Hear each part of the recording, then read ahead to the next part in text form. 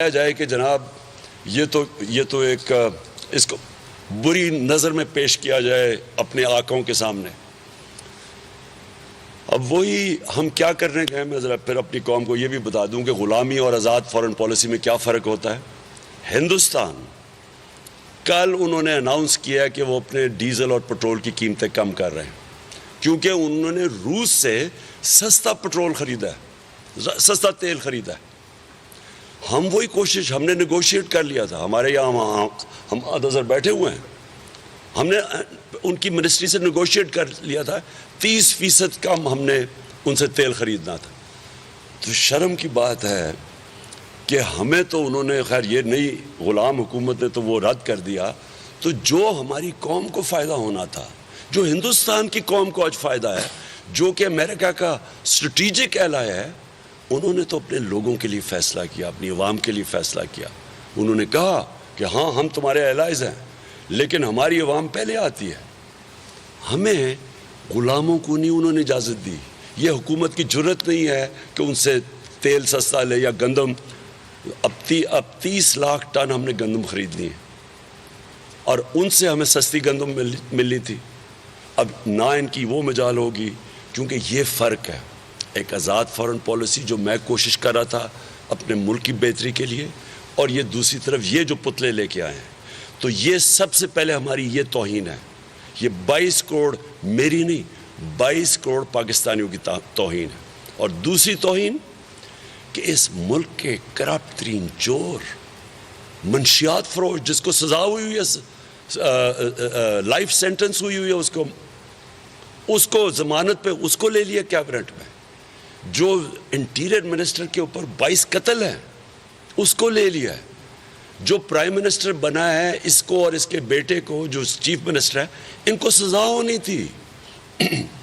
FIA کا case 24 ارب روپے کا ان کے اوپر کیس, اس جان کے ڈیلے بھی کرتے رہے. یہ بھی سازش کا حصہ ہے کہ ان کے کیس ہی نہیں لگنے دیے.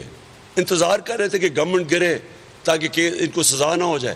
جیسی گورنمنٹ گری, جیسی ہماری گورنمنٹ گرائی, اپنے آدمی اوپر رکھ کے اور سارے کیس ختم کرنے کی کوشش ہے.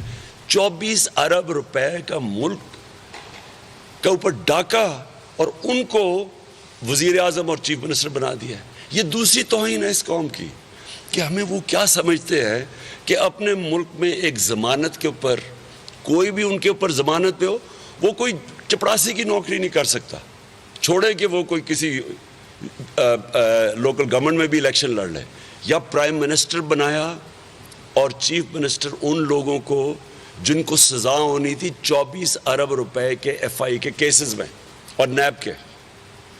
یہ ہماری دوسری توہین ہے کہ کس حقارت سے وہ لوگ ہمیں دیکھتے ہوں گے کہ یہ تو جس طرح ہماری کوئی نہ کوئی ویلیو سسٹم ہے, نہ ہمارا کوئی اخلاقیات ہے. یعنی ہم وہ لوگ ہیں جو کہ ایک غلام قوم ہے کہ جن کو جو مرضی اوپر کر دو, جو مرضی ان کو ہٹا دو, جو جس کو اوپر لے آؤ, اور ان چوروں کو اوپر بٹھا دو جو کہ اس ملک میں 30 سال اس ملک کو لوٹ رہے تھے, جن کے سب کے اوپر نیب کے کیسز ہیں. اور نیب کے کیسز ہمارے دور کے نہیں ہیں. پہلے ان کے نیب کے کیسز معاف کرائے, جنرل مشرف نے NRO 1 دے کے معاف کیا. یہ 10 سال میں پھر انہوں نے جو چوری کیا یہ وہ کیسز ہیں ہمارے دور کے. پھر سے میں کہتا ہوں, سوائے یہ TT کیس شہباز شریف کا اور یہ مقصود چپڑاسی کا FIA کا کیس, باقی سارے پرانے کیس ہیں. اب ان کو اوپر بٹھائیں گے. یہ تو واضح ہو گیا کہ ان کو ملک کی معیشت کو کوئی سمجھ نہیں. اب کیا کر رہے ہیں, IMF کے پیر پڑے ہوئے ہیں, جا کے منتیں کر رہے ہیں کہ کسی طرح اب ان کو ریلیف دیا جائے.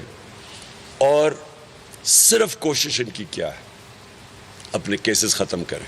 صرف پاور میں یہ اس لیے آئے تھے, اب تو واضح ہو گیا کہ اپنے کیسز انہوں نے ختم کرنے ہیں, نیب کو ختم کرنا ہے. اوورسیز پاکستانی جن کے ریمیٹنسز, ان کے پیسوں پہ ملک چل رہا ہے, ان کی ووٹنگ رائٹ ختم کرنا ہے انہوں نے. EVM مشینز انہوں نے ختم کرنا ہے تاکہ دھاندلی کر سکیں. صرف اس لیے ان کو لایا گیا ہے اور ان کا صرف ایک ہی مشن ہے. اس لیے میں نے فیصلہ کیا کہ ہم اسلام آباد میں اب مارچ کریں گے. میں آج اپنی ساری قوم کو دعوت دے رہا ہوں. یہ میں تحریک انصاف کو دعوت نہیں دے رہا, میں اپنی ساری قوم کو دعوت دے رہا ہوں. میں ہر شعبے سے لوگوں کو دعوت دے رہا ہوں. میں اسکول ٹیچر سے، مزدوروں سے، چھابڑی والوں سے،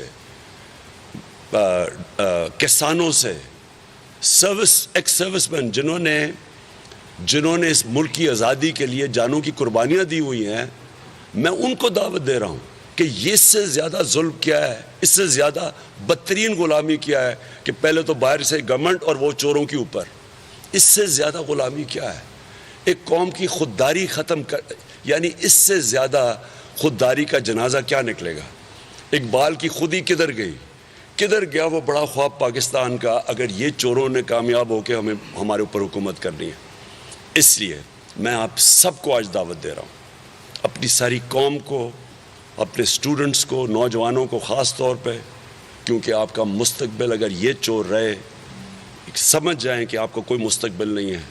ہمارے نبی صلی اللہ علیہ وسلم نے، اور میں ہمیشہ کہوں گا کہ یہ ہماری ہر اسکول کے بچوں کے لیے، ہر یونیورسٹیز کے باہر ان کی حدیث آنی چاہیے کہ جو قوم طاقتور مجرموں کو سزا نہیں دیتی اور صرف چھوٹے چوروں کو سزا دیتی ہے وہ تباہ ہو جاتی ہے۔ جس قوم کے اندر انصاف نہیں ہوتا، قانون کی بالادستی نہیں ہوتی، رول آف لا نہیں ہوتا، وہ قوم کبھی ترقی نہیں کرتی۔ ساری جو آج ملک میں، اس دنیا میں غربت ہے، جو غریب ملک ہیں، وہ وسائل کی کمی کی وجہ سے غریب۔ سبسکرائب کریں اور بیل دبائیں تاکہ کوئی خبر رہ نہ جائے۔